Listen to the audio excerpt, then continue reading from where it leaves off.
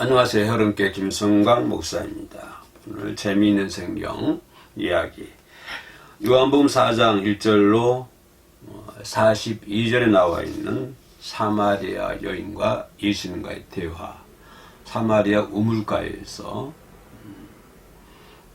예수님과 사마리아 여인과의 대화를 한번 살펴보도록 하겠습니다.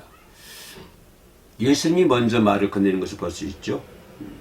이 대화는 예수님께서 먼저 말을 건네므로 시작되는 것을 알 수가 있습니다. 이 예수님께서 우물가에서 물을 깃고 있는 여인에게 물을 좀 달라라고 요구를 하는 것을 볼 수가 있습니다. 정말 예수님께서 목이 말라서 물을 달라고 했을까요? 여러분 어떻게 생각하십니까?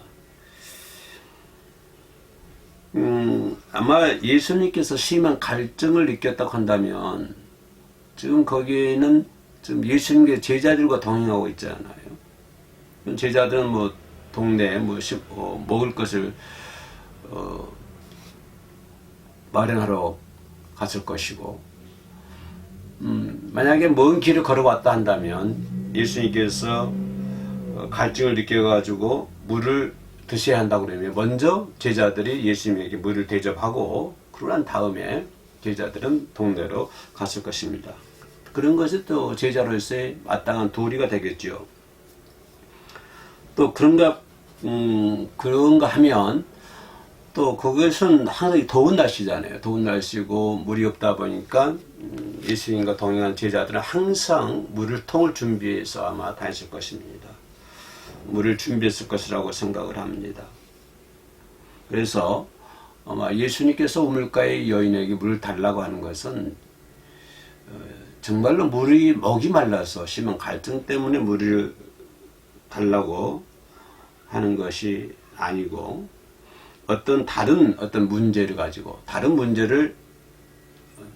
것을 행하기 위해서 예수님은 여인에게 물을 달라. 실제로 우물가에서 예수님께서 물을 마셨다고 하는 증거는 아무데도 없습니다. 물을 달라고 했을 뿐이지 물을 마셨다라고 하는 얘기는 성경에 없습니다. 요한복음 4장 1절 42절 말씀 보면 그렇게 나와 있습니다. 그래서 이 예수님과 우물가 여인과의 대화는 물을 요구한 궁극적인 이유는 갈증을, 예수님께 목이 말라서 갈증을 해소하게 하는 것이 아니라 이 사마리아 여인에게 영원히 목마르지 아니하는 영생하도록 솟아나는 어떤 샘물, 그런 샘물을 선물로 주기 위해서 예수님은 여인에게 물을 달라 요구하는 것을 볼 수가 있습니다. 이 여인에게 가장 지금 중요한 문제는, 절실한 문제는 물 문제입니다. 저도 어렸을 때 동네에 하나의 우물이 있거든요. 그럼 동네 많은 사람 그 우물을 길러다가 이렇게 먹는 시절이 있었습니다. 우리 형수님과 어머니는 머리에다 물통을 쥐고 다니면서 물을 길렀고요. 또 이제 물찌개 이렇게 통 2개 해가지고 물을 말랐던 그런 경험도 있습니다.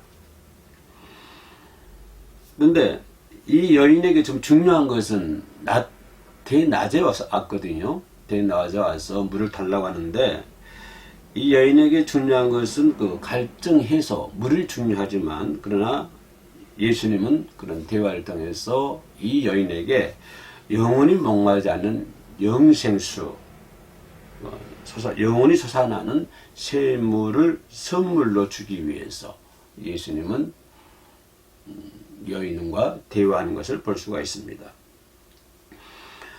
여러분 잘 알다시피 팔레스타인 지역은 물 부족이 너무 심한 곳입니다.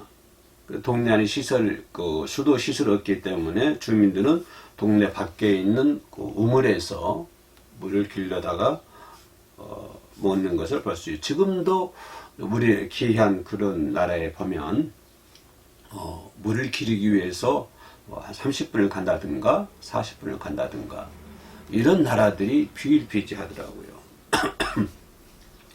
그런가 하면 우리나라는 물이 많아서 참 축복받은 땅입니다. 축복받은 나라이죠.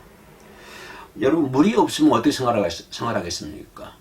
물이 없으면 생활할 수가 없죠. 먹을 수도 없고요. 식사도 할 수 없고, 씻을 수도 없고, 빨래할 수도 없고요. 그래서 물이라고 하는 것은 생필품 중에 하나이죠. 뭐 생필품 여러 가지 있겠습니다만 그 중에 하나가 이 물이 될 수가 있겠습니다. 물이 없다면 사람들이 살아갈 수가 없는 것이죠. 그죠? 그래서 인간은 이 생필품, 사람이 살아가는데 필요한 것들을 요구하게 되어 있습니다. 그걸 찾게 되어 있고요. 그것을 구하게 되어 있습니다. 그렇다면 우리 자신들에게 가장 필요한 것이 무엇일까요? 지금 이 시대를 살아가고 있는 저와 여러분들에게 가장 필요한 것이 뭐라고 생각하십니까? 또 그 필요한 것을 얻기 위해서 많은 사람들 하루 종일 분주하게 이동하고 또 일을 하고 있지 않습니까? 오늘 시대를 사람들은 황금 망명주의 시대라고 얘기를 합니다. 그것은 생활의 필수 요소를 획득하기 위해서 최우선적으로 필요한 것은 돈이라고 하는 것입니다. 그죠? 돈이 절실하게 필요하지 않습니까? 그런데 여러분, 살아가는 데서 돈이 절실히 필요한데 누가 좀 돈을 달라고 하면 어떻습니까? 그 기분이 어떻겠습니까? 이 여인에게 아마 그와 비슷한 느낌이, 기분이 들었을지도 모르겠습니다. 물론 사마리아 여인이 황당하게 생각한 것은 뭐냐면, 또 대낮에 예수님께서 자신에게 귀중한 그 물을 달라고 하는 것도 그것도 황당한 일이지만 더 황당한 것은 뭐냐, 유대인들이 사마리아인들을 꺼려하거든요. 그런데 유대인들이 어딜 지나가게 되면 사마리아를 거쳐 가야 된다고 한다면 사마리아를 거치지 않고 다른 길을 우회해서 사마리아를 지나가는 것을 볼 수가 있습니다. 그죠?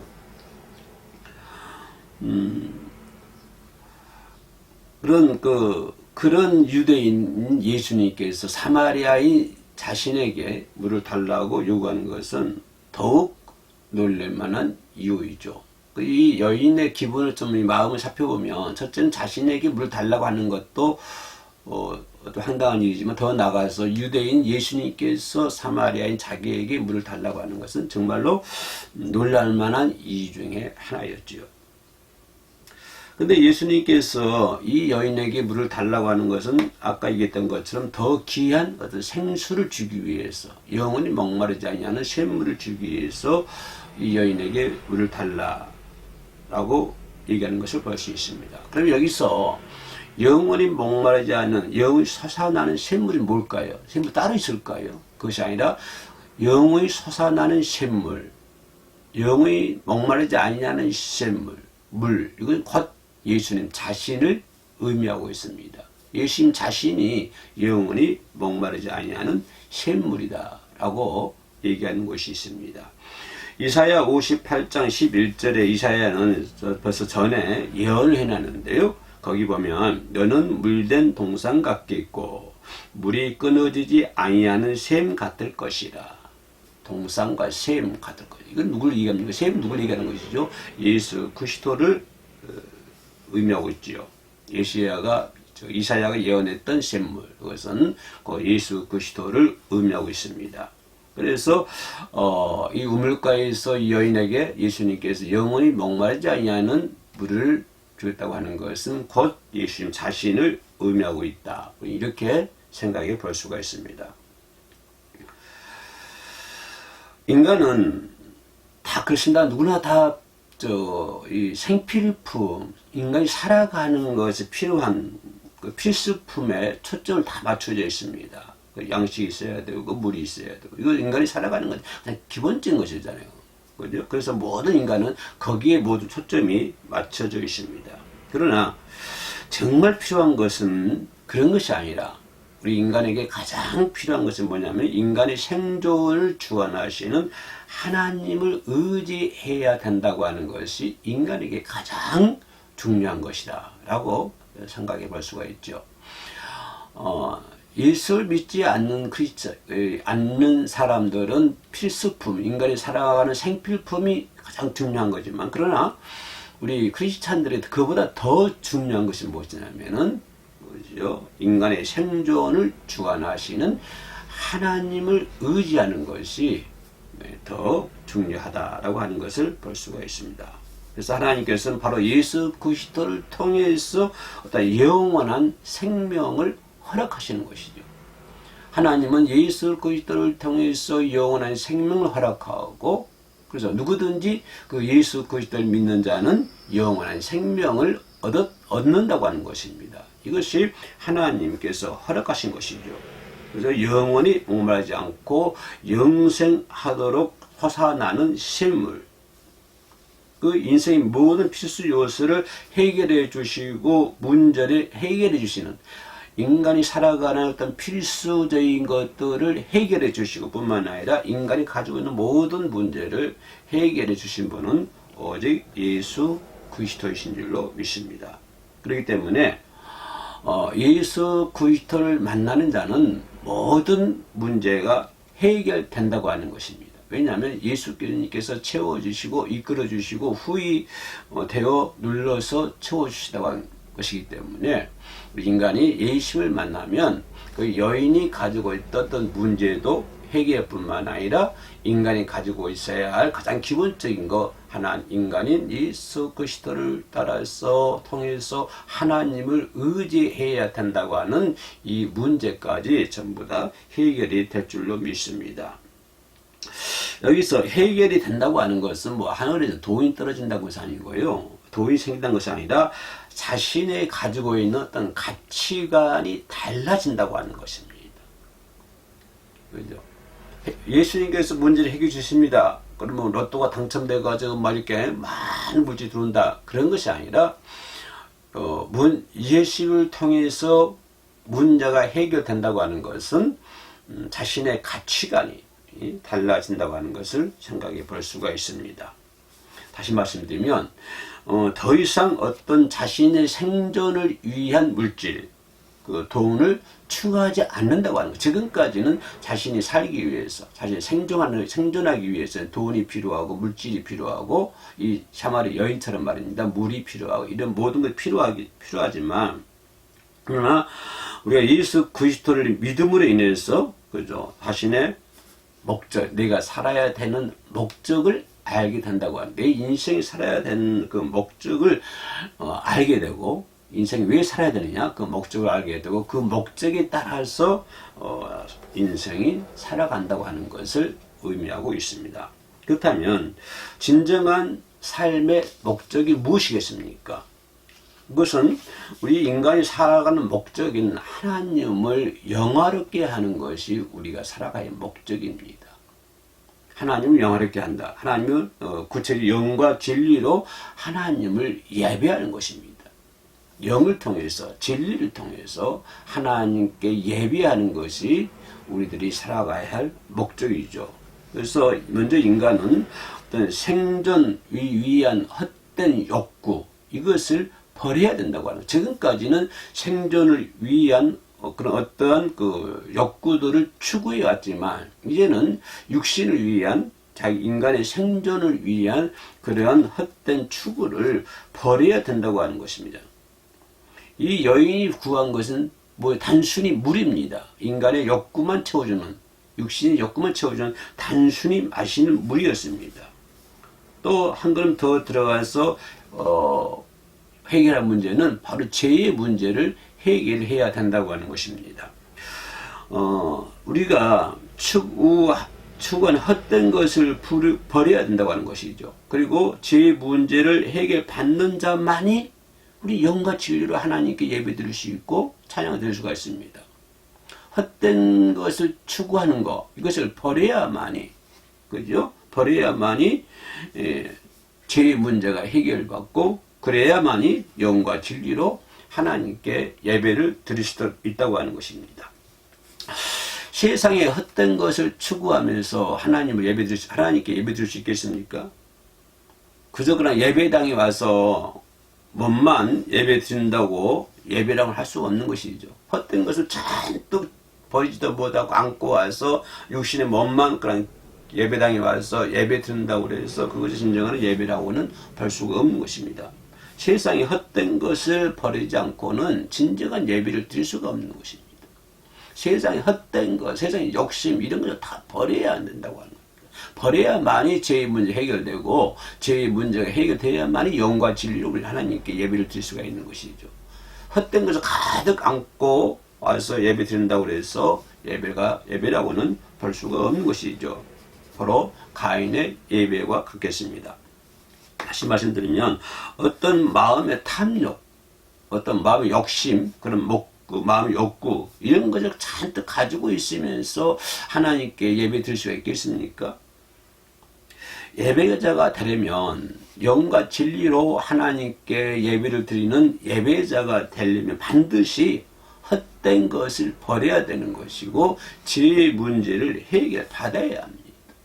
그래야만 우리 영과 진리로 하나님께 예배를 드릴 수가 있는 것이죠. 자, 조금 더 나가서 이 우물가에 있는 사마리아 여인, 이 여인은 주제는 물입니다.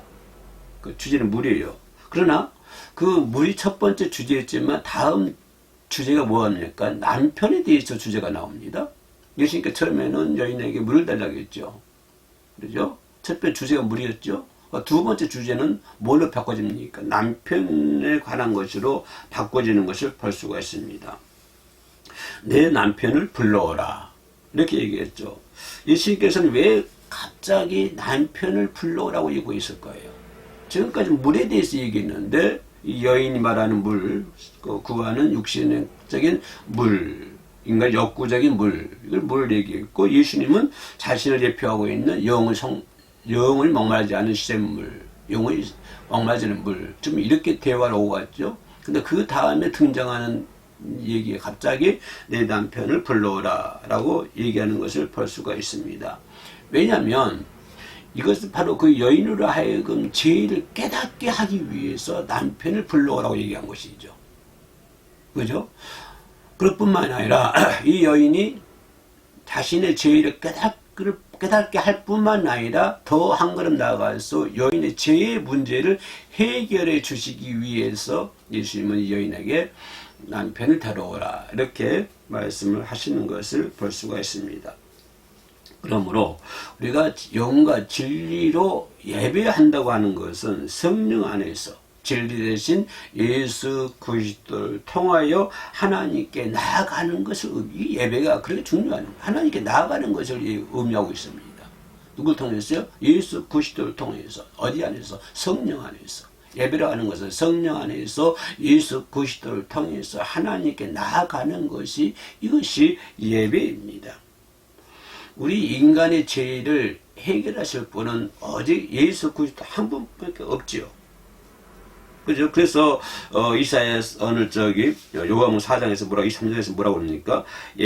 아버지께 참되게 예배한 자들은 영과 진리로 예배할 때가 오나니 곧 이때라. 영과 진리로 예배. 누굴 통해서? 이제는 예수 그리스도를 통해서 하나님께 예배를 드리고 또 성령 안에서 예배를 드림으로 인해서 하나님께 나아가게 되는 거죠. 이런 예배가 이제 이때라. 이렇게 드릴 수 있는 예배가 이때라고 하는 것입니다. 곧 이때라. 다시 읽어볼게요. 23절입니다. 아버지께 참되게 예배하는 자는 영과 진리로 예배할 때가 오나니 곧 이때라. 영과 진리로 누굴 통해서? 예수 그리스도를 통해서. 뭐 안에서? 성령 안에서. 모든 헛된 것을 다 버려버리고. 그렇죠? 그렇게 이제 그렇게 예배할 때가 오나니 곧 이때라. 더 흥미로운 말씀은요. 요한복음 4장 23절 후반절 말씀인데 거기 뭐라 기록이 되어 있냐면 아버지께서는 자기에게 이렇게 예배하는 자들을 찾으시느니라. 영과 진리로 예배한 자들 찾으시느니라. 어떻게요? 예수 그리스도를 통해서 성령 안에서 예수 그리스도를 통해서 예배드리는 자, 하나님께 더 나아가는 자. 뭘 버리고? 헛된 것들 다 버려버리고 헛된 걸 다 버리고 성령 안에서 예수 그리스도 통해서 예배드리는 이런 자들이 영과 진리로 예배드리는 자들이고, 하나님은 바로 그 때가 지금 이때고, 바로 하나님은 그런 자를, 그렇게 예배드리는 자들을 찾고 계신다. 요한복음 4장 23절 후반절 말씀에 잘 기록이 되어 있습니다. 그래서 구원이라고 하는 것은 여러분 잘 알다시피 인간의 노력과 어떤 갈망에 의해서 이루어진 것이 아닙니다. 그죠? 어떻게 인간 구원 문제가 내가 원해서 내 갈망한다고 그래서 구원 문제가 해결된 건 절대 아니라고 하는 것입니다. 먼저 하나님이 우리를 택하시고, 하나님이 우리를 찾아주시고, 하나님이 우리를 불러주시고, 이것이 이루어졌기 때문에 우리가 구원을 받는 것입니다. 그렇기 때문에 구원이라고 하는 것은 하나님의 은혜입니다. 내가 잘났기 때문에 뭘 했기 때문에 은혜 받는 것이 아니라, 먼저 하나님이 오셔서 날 찾아주시고 불러주시고 이렇게 구원을 주시고 이렇게 했다 이 말이에요. 바로 이것이 하나님의 은혜라고 하는 것입니다. 그래서 요한계시록 3장 20절을 보면은 뭐라고 그랬어요? 여러분 잘 알다시피 벌지어다 내가 문 밖에 서서 두드리노니 누구든지 내 음성을 듣고 문을 열면 내가 그에게로 들어가 그로 더불어 먹고 그는 나와 더불어 먹으리라.